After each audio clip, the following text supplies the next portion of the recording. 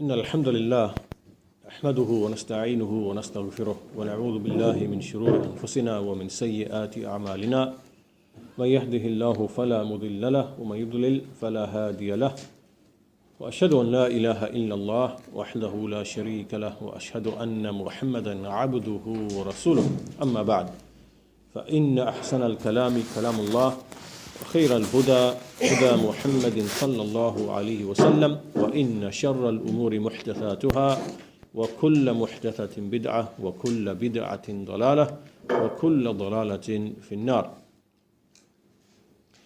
So in today's lesson, which is the 8th lesson of the series, we start the third nullifier from the nullifiers of Islam. And so the text reads as follows: Al-Naqd al-Thalith, Al-Naqd al-Thalith, من لم يكفر المشركين أو شك في كفرهم أو صحح مذهبهم كفر. So the meaning of which is the third nullifier, whoever does not consider the mushrikeen as disbelievers or doubts about their disbelief, أو شك في كفرهم, or validates their religion or their doctrine, أو صحح مذهبهم كفر, then he has disbelieved. So we'll start with the commentary of Shaykh Muhammad Aman al-Jami rahimahullah, just some brief comments regarding this. So he says that he speaks about a particular person, in fact a person who is looked up to by the common people. He says that when we have a person who knows that some of the people have fallen into major shirk, and that those people who revolve around the tombs and the mausoleums and the graves of certain people, and that they commit major shirk therein, either by way of seeking rescue from them, or sacrificing to them, or making oaths to them. And in some cases you might even find that they prostrate. So when it is said to this person, or when it is said to these people, why are you prostrating? This is shirk. It is haram to do this. And that person says, well, I only prostrated to the Shaykh out of love for the righteous people, not to worship him. It wasn't to worship him, but it was only out of my love for the righteous people. Basically, I'm expressing my love for the righteous people by way of this action, by way of this prostration. But I'm not worshiping them. This is what he says. So this person, he might prostrate in the direction of this tomb or this mausoleum, and he says, I'm not prostrating to the Shaykh, but I am prostrating to Allah out of respect for this person. But I'm not prostrating to this person in the tomb. I'm only respecting him. I'm actually prostrating to Allah, even though he's prostrating in the direction of the tomb. Now, of course, we know that this type of veneration, no doubt, is shirk, whether this person accepts it or not, whether this person realizes it or not. And these are things that we see taking place. Clearly, we see them taking place, evidently before our eyes. We see them. We see videos, for example, where we see these people in some of these Sufi masajid, these Brelwi masajid. They come, and some big beer comes, and you see them clearly prostrating and placing their foreheads either on the ground or on the feet of this so-called peer who's actually a criminal. He is a criminal because he knows what these people are doing. He knows that it is haram in Islam for the likes of these affairs, but he allows them to continue doing what they're doing. And this is because either he, is motivated by wealth, or he likes the fact that he's worshipped and respected and venerated by these ignorant people. Right? There's various motivations that these type of people might have. But these are affairs which actually they take place. So you see that there might be these people among them who ascribe to knowledge, they have knowledge or they ascribe to knowledge, and they see the common people doing what they are doing, and they are making tawaf around these tombs, around these graves, or they make oaths, or they seek rescue, and so on and so forth, all these things. And then when you ask this person, why are these people doing this? Why aren't you showing rejection against them? Why are they doing this? And you should be rejecting them. Why aren't you doing this? And then he will say that actually what they are doing is simply love of the righteous people. And it is simply seeking a means of nearness to Allah. It is love of the righteous people. And what they're doing is not actually worship. Right? So this person who is supposed to have knowledge, these are the excuses that he makes for these people. So this means that this so-called sheikh, all of these common people are basically, they are really, because this person is respected by them, they are really under the guardianship and the protection of this individual. If he wants to guide them, he'll guide them. Right? So he's basically responsible for them, and they are really, dependent upon him in this respect. So really what he's doing is that he's justifying their shirk, he's justifying them doing what they are doing, alongside his knowledge that, that this is actually shirk, and he is not really a common person. The reason why he's doing this, these people, when you see them, either it's because of status. Some of them are after status. They like the fact that they are respected and put on a pedestal. Or some of them, they are after wealth, because there is a tremendous amount of wealth to be embezzled from the ignorant, foolish, stupid people who have no knowledge. Why? Because these foolish people ignorant people are looking for easy salvation. They want easy salvation. They want to be saved in the hereafter. But they want it done in an easy way, where they don't have to abide by the laws and commands and avoid the prohibitions, and they don't want to do that. They want to change their homes and their families to live in accordance with the Sunnah and the prophetic guide. They don't want to do this. Right? So they're looking for easy salvation. And so when these people are looking for easy salvation, and then you have these types of people who know they can exploit these ignorant people and embezzle wealth from them by promising them easy salvation, you will be saved. And then basically, lead them through that to personality worship and worship of themselves and worship of the people in the tombs and graves, and develop doctrines through which they can lock them into this type of system, whereby they say that the only way you can be saved with Allah is through the awliya. And we are in a chain with the awliya. So the only way you can be saved is through us. Therefore you must love us and respect us and venerate us. And then these ignorant people come and they basically, work, earn money, and then they just basically throw it upon these criminals who come to them, and they believe that they will get easy salvation in this manner.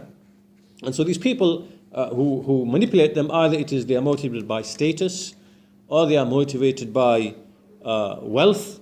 They're after wealth or honor and things like this. This is what they are after. So this person, because he has validated what they are upon, he's validated what they are upon, and no doubt they are upon shirk, and he's become deceived by the fact that he can take wealth from them or that they will respect him, then this type of person is upon disbelief, this type of person. Likewise, the one who even doubts that what they are doing is disbelief, right? This person also enters into disbelief.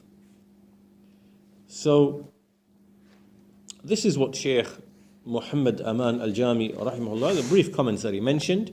So he's really speaking here mainly about these evil people who know what the commoners are doing is evil, yet they are motivated by other affairs, they are motivated by worldly affairs, and on account of that they validate, they make it appear to be correct what these people are doing. So such a person is upon disbelief. When I move to Shaykh Ubaid, Hafidhahullah, and his commentary, so we'll read the text again. الثالث الناقد الثالث, the third nullifier, من لم يكفر المشركين من لم يكفر المشركين أو شك في كفرهم أو صحح مذهبهم كفر. The one who does not consider the mushrikeen to be disbelievers, or doubts about their disbelief, or validates their doctrine or their madhab, their religion, then he has disbelieved. So the Shaykh, he says that there are a number of affairs without which a person's iman cannot be valid. There are numerous affairs without which a person's iman and his Islam cannot be valid without them, until he brings them all together. And the essence of all of these affairs is al-bara'atu fi dhatillah. Al-bara'atu fi dhatillah. Min kulli man lam yakun musliman mahma takun millatahu wa diyanatuh. Which is basically, the essence of which is to free oneself for the sake of Allah from everyone who is not upon the deen of Islam, or whatever his millah and diyana is, no matter what his type of religion or devotion he might be upon. It is al-bara'ah, to free oneself in front of Allah and for the sake of Allah.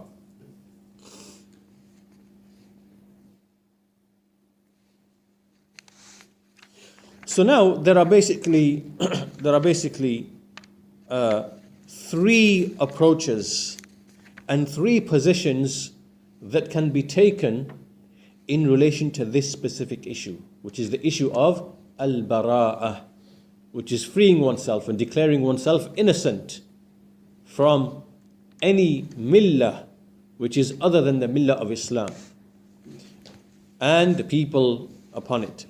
So the first position is obviously what Islam requires, what Iman requires, and it is takfirul mushrikeen. Takfirul mushrikeen. Considering the mushrikeen to be upon kufr. And who are the mushrikun? Who are the mushrikun? The mushrikun basically is everyone who is not upon the millah of Muhammad sallallahu alaihi wasallam.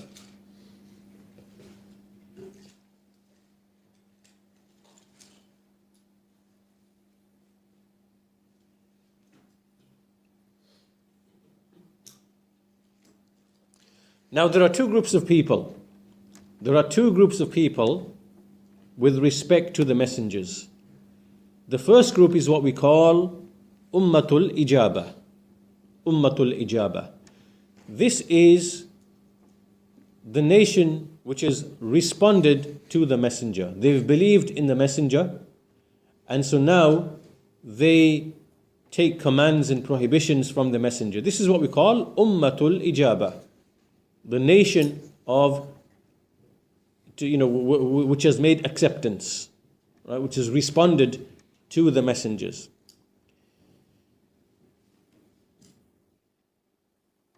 And So they are clearly the Muslims, right? Ummatul Ijaba are the Muslims.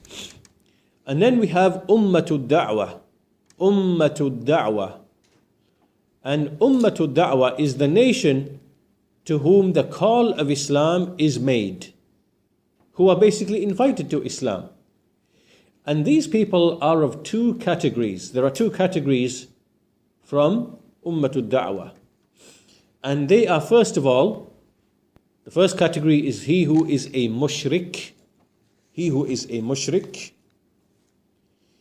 And this is a person to whom no book has come. No book has come to him, to that nation, and no messenger has conveyed the message to them. Right? So in their history, in their near history, they haven't received a book, nor have they received a messenger.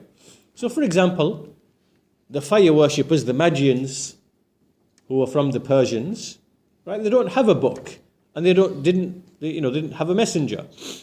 And likewise, the Buddhists don't have a book, and they don't have, a messenger. And likewise, the Hindus, they don't have a book, and nor do they have a messenger.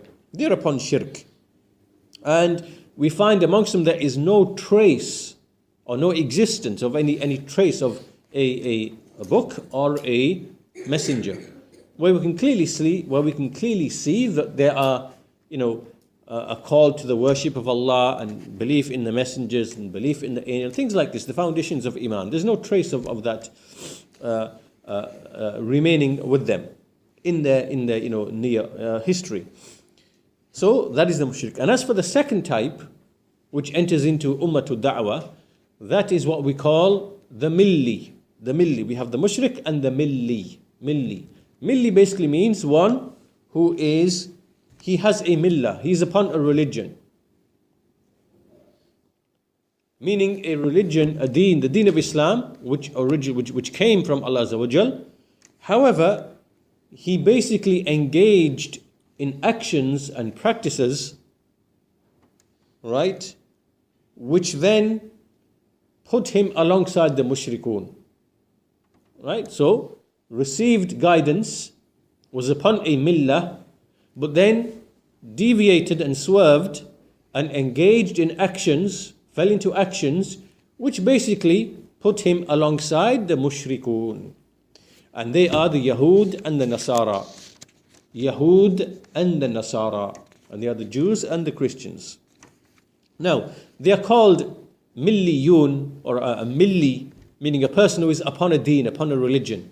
Because upon, in their asal, originally they were upon a sound millah. They were upon a sound religion. But then they abandoned it. Right? This is from one angle. And also they are put alongside the mushrikun because they fell into affairs of shirk. And so this is very clear in relation to these two groups. We see the Nasara, the Christians, they abandoned what Isa alayhi salam was upon, and they took doctrines from the Greeks and the Roman pagans, and they merged, they put together a new belief system. And so they said Isa ibn Maryam is the son of Allah, or they said Allah, inna Allah huwa al-Masih ibn Maryam. Indeed, Allah is the Messiah, the son of Mary. Or they say inna Allah thalithu thalatha. Indeed, Allah is the third of three, and there are other such things.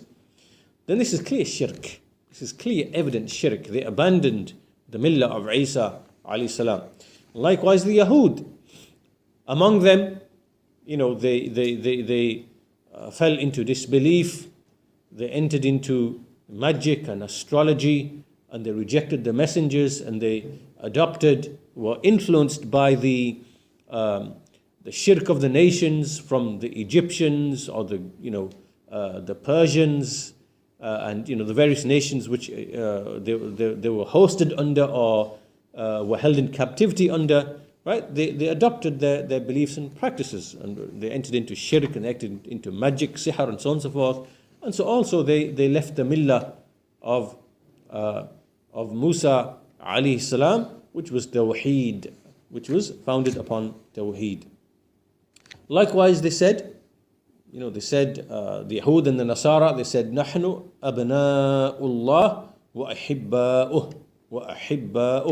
We are the sons of Allah and we are His beloved.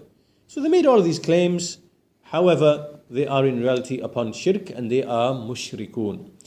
Now, we make a difference though, because we say about them specifically that they are Ahlul Kitab. And so we say that there is Ahlul Kitab and there is other than Ahlul Kitab. So Ahlul Kitab is Yahud wa Nasara. And other than Ahlul Kitab, the people of the book, other like of those whom we mentioned, the fire worshippers, the Magians, the Buddhists, the Hindus. So they are the other than Ahlul Kitab, who are the mushrikun. So this is the first position that we have, making takfir of them. Because Allah Azza wa Jal made takfir of them in His book. And the Prophet Sallallahu Alaihi Wasallam made takfir of them. And likewise the scholars of this nation, it is agreed upon unanimously with respect to their disbelief. As Allah Ta'ala said, لُعِنَ الَّذِينَ كَفَرُوا مِن بَنِي إِسْرَائِيلَ عَلَى لِسَانِ دَاوُودَ وَعِيسَى بْنِ مَرْيَمَ. Cursed were those from Bani Israel who disbelieved from Bani Israel upon the tongue of Dawood and Isa ibn Maryam. These two prophets, they cursed those who disbelieved from Bani Israel. Surah Al-Ma'idah, Surah 5, verse 78. And also clearly, لَقَدْ كَفَرَ الَّذِينَ قَالُوا إِنَّ اللَّهَ ثَالِثُ ثَلَاثَةٍ. Certainly have they disbelieved those who said that Allah is the third of three. Right? This is clear, explicit. And like it was in Surah Al-Bayyinah, the 98th surah of the Quran, very clear in there, a number of verses which establishes that those who disbelieve from min ahlil kitab wal mushrikeen. Right? So very clear. So anyway, this is the first position, right? Which is a position that a person is necessitated to hold by way of his Iman and Islam. Now the second position is ash-shak fi kufrihim. A person, this is now to be doubtful as to whether are they upon disbelief or not upon disbelief. And this, as we said, is a matter known by necessity.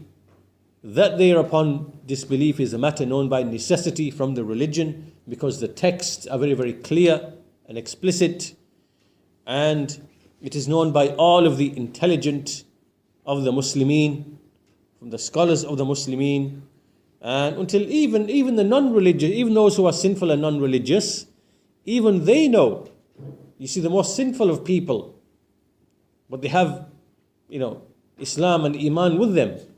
Still, even they know that the Yahud and the Nasara are upon disbelief. So there is no Muslim who basically is ignorant of the likes of these affairs. It is a matter known by necessity. That's the second position. And obviously that would be disbelief. So a person who has doubt, he has shak. Right? This then is disbelief itself. It is disbelief itself. The third is now to make tasheeh, to actually validate their religion. So it's not a matter of being doubtful, it's now validating their religion, meaning arguing for it and deeming it to be correct and acceptable. And this also can take place in a number of different ways. There are numerous ways by which a person can fall into this. First of all, there are four manifestations that the Shaykh mentions here. There are four ways. First of all, one of the ways in which a person might do this is he calls to the unity of religions. Basically, he says that all religions are one, basically they have the same objective, and they are different ways to reach the Creator, and each of these ways are valid and acceptable to the Creator. And basically these people who, call to this way, they are saying that Islam and Yahudiyyah and Nasraniyyah, all of them are divinely revealed religions. they are divinely revealed religions. And we explained previously, in previous lessons, from what the Shaykh mentioned, is that this is batil, this is false, because there is only one divinely revealed religion. There's only one. It is Islam. And that is what every single prophet and messenger was upon. There is no deen that was revealed known as Yahudiya or Nasraniya or anything else. Right? These are manufactured religions. Right? Their names, these are not names of the religion of the prophets and messengers. The name of the religion of the prophets and messengers is Islam. And so these people who establish conferences, seminars, meetings, things like that to discuss this issue, right? All of this is basically validating this false deen, and it is a nullifier of Islam, the one who basically makes these types of claims. Also, under this basic thing, under this basic call of the unity of religions, there are many things that come under it. For example, calling for toleration and acceptance between the various adyan. This is one man, it follows on from this. الدعوة إلى التسامح بين الأديان, which is calling for acceptance between the religions. Also claiming that all of them are Abrahamic religions. You've probably heard this often, that these are Abrahamic religions. This is batil, this is false, this is kadhib. Because the deen of Ibrahim al-Khalil alayhi salam was to single out Allah Azza wa Jal with worship and to free himself, to exonerate himself and free himself, al-bara', from shirk and its people. And his deen was Islam. He was upon Hanifiyya. This is a claim which is batil. And also from the manifestations of this is that these people, we see them arguing and even fighting for the sake of defending, or for the sake of fighting against the takfir of those whom Allah Azza wa Jal and His Messenger have made takfir of. Right? So they defend them. And they say, well, no, don't say these words. Don't use these words. Say that they are just simply, an opposing party or the other group or and things like this. Instead of describing them with what they are described with in the speech of Allah Azza wa Jal and the speech of the Messenger Sallallahu Alaihi Wasallam. Right? That's another manifestation that follows on from this call of Wahdatul Adyan. And also, some of them you see, like this misguided innovator, Al-Qardawi and others, you see from them, they actually make tarahhum. Tarahhum is to invoke Allah's mercy. Right? To say, Rahimahullah. You see some of them invoking Allah's mercy upon some of these people who die upon shirk, from their leaders, from the priests and leaders and people like that. Like he did, with respect to the Pope, the Christian Pope. And these people die upon shirk. And so, and likewise he describes them as the shaheed of the Arab nation. Right? So you see like an Arab Nasrani dies and he says the shaheed, the martyr of the Arab nation. These types of, statements. So all of these are very, very clear that they are manifestations of this, that anyone who validates the deen of these people, then his Islam is invalidated. So anyone who basically wants to actualize this wala for the sake of Allah and al-bara'ah for the sake of Allah, then he must love and hate on the basis of on these foundations, the foundations of Islam, which are tawheed. And anyone who is not upon this, then he is opposing the book and the Sunnah. So the Shaykh then finishes just by mentioning some evidences, basically from the Quran and from the Sunnah and from Ijma', to basically establish that anyone basically the call of the Messenger Muhammad ﷺ is universal. No one is exempted from it. And obviously on this basis, anyone who rejects this call, then clearly that person is upon disbelief and is upon an invalid deen. So from the evidences from the Quran, which establishes this, is the statement of Allah Azza wa Jal, وَمَا أَرْسَلْنَاكَ إِلَّا كَافَّةً لِلنَّاسِ بَشِيرًا وَنَذِيرًا. And we do not send you except to all of mankind as a bearer of glad tidings, as a bringer of good news, and as a warner. Surah Saba, the 34th surah, verse number 28. Also the statement of Allah Azza wa Jal, ما كان محمد أبا أحد من رجالكم ولكن رسول الله وخاتم النبيين. Muhammad is not the father of any one of you. Muhammad ﷺ is not the father of any one of you, of any one of your men, but he is the messenger of Allah and the seal of the prophets. That is in Surah Al-Ahzab. The ayah is not mentioned. And likewise, Allah Ta'ala, He said, وَمَا أَرْسَلْنَاكَ إِلَّا رَحْمَةً لِلْعَالَمِينَ. And we do not send you except as a mercy to the worlds. Surah Al-Anbiya, Surah 21, verse 107. So these are evidences from the Quran that the call of Islam, the call of the Messenger ﷺ is universal and no one is exempted from it.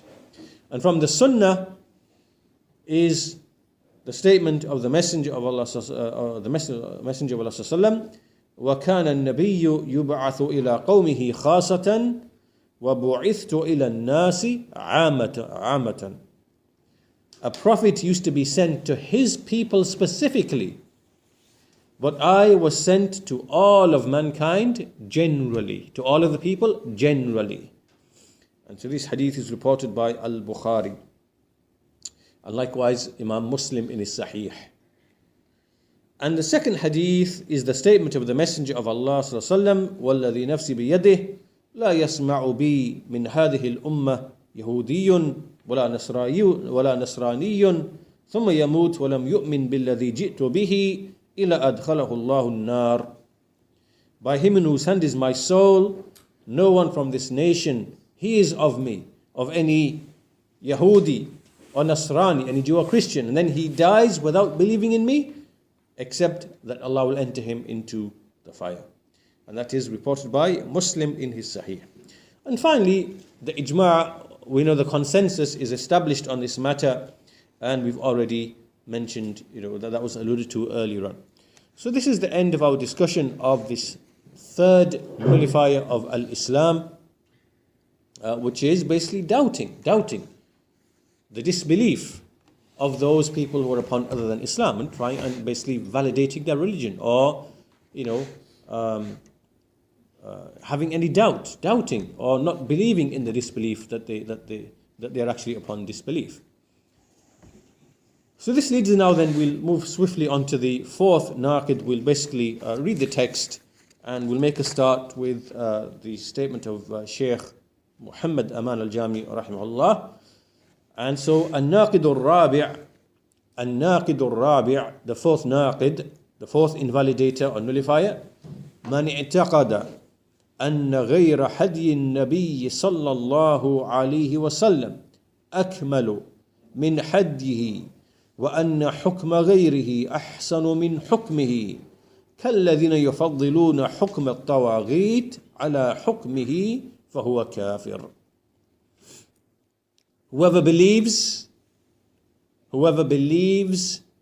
that other than the guidance of the Prophet sallallahu alaihi wasallam is more complete, or is more perfect than his guidance, and that the judgment of other than him is better than his judgment, like those who prefer and consider more excellent the judgment of the tawaghit, the false deities, over his judgment, then this person, فَهُوَ كَافِرٌ, then he is a disbeliever. So regarding this Naqd,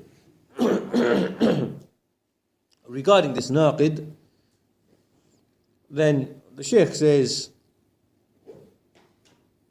illustrating how this type of Naqd can manifest itself, he says, the one, for example, who believes that what the Prophet ﷺ came with, it was limited by time and place. It was limited to time and place. Or it was befitting only for a bygone era, a time which has passed. In a nation, for example, in which the Prophet ﷺ was sent, and that this nation was basically, it was in need of things like prayer and sujood and ruku' and zakat and things like this, which were necessary for that particular nation to rectify that nation. These were affairs that were legislated for them in that time, in that place, in that era, for that particular group of people, because it was something that would break their harsh nature, make them generous, change their society, like these kind of things basically, right? So a person who comes and he says these types of things, he is the one who is intended in this Naqd. Or he might say, for example, that certain ahkam of the Sharia, certain rulings of the Sharia, like for example prayer and zakat, that they're no longer applicable to us. They're not applicable to us because we do other actions, and so these are not applicable to us. Or he might start giving them figurative explanation that salah really means something else. It just means tasbih, right? It just means dua, right? And we're doing that, right? Or hajj means to visit our shaykhs. And we visit our shaykhs in their homes. This is hajj. This is the meaning of pilgrimage, right? Or whatever. And so they start giving these batini type, these esoteric explanations of the symbols of Islam and the main symbols of worship, and they explain them away.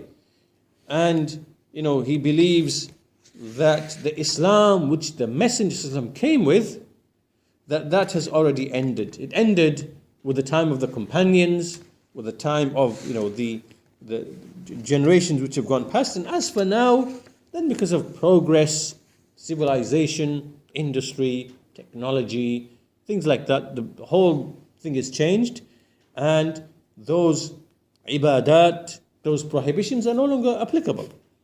They don't apply anymore. They are abolished, and therefore we are no longer mukallafin. We are no longer responsible to abide by them, or tasked with abiding by them.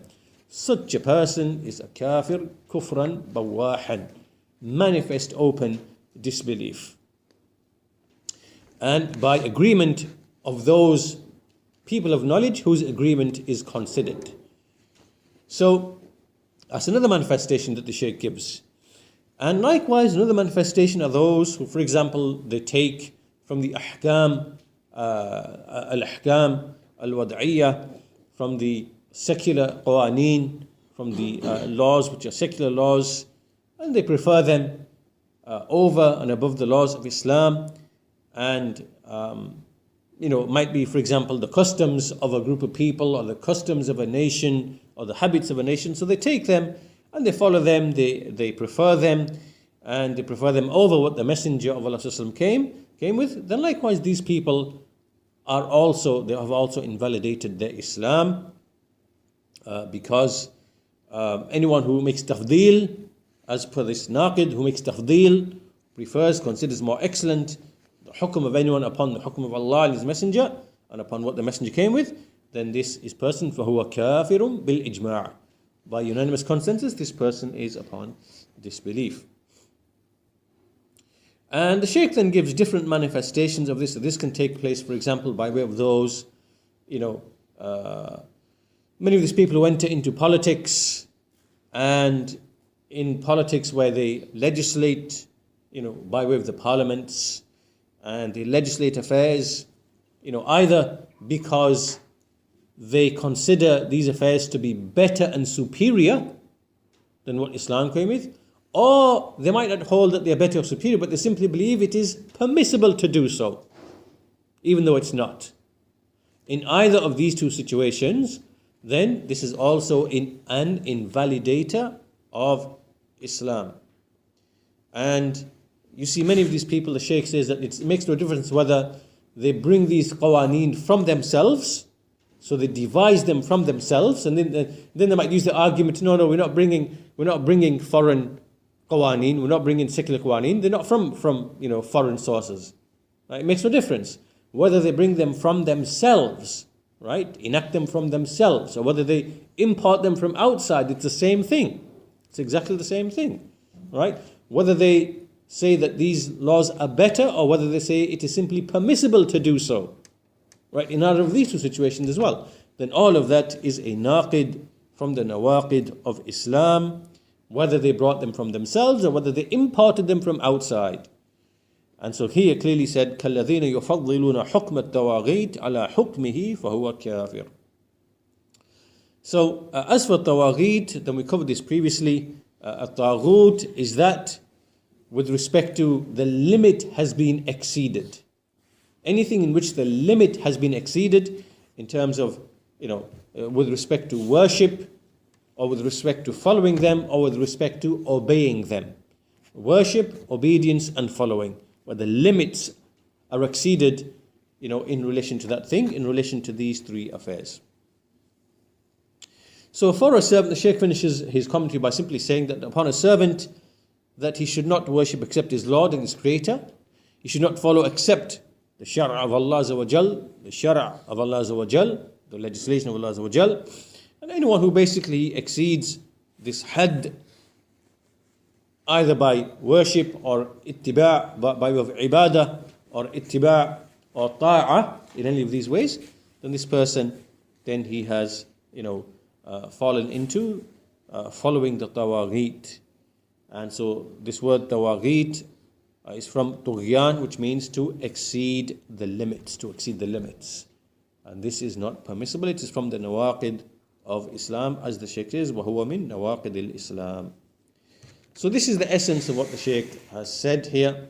And as you can see, that this naqid can have many different manifestations. And the scholars, like Shaykh Abdul Aziz bin Baz, rahimahullah, and other than them, they explain the various manifestations of this. That, for example, a person might believe that, as you saw, that Islam is no longer relevant. The laws of Islam are no longer relevant. This is a naqid. Or a person might say, well, they are not irrelevant, but there are other qawaneen which are superior and more suited to the time. Even though we believe it's okay to, use the qawaneen of Islam, the ahkam of Islam, and so on and so forth. Right?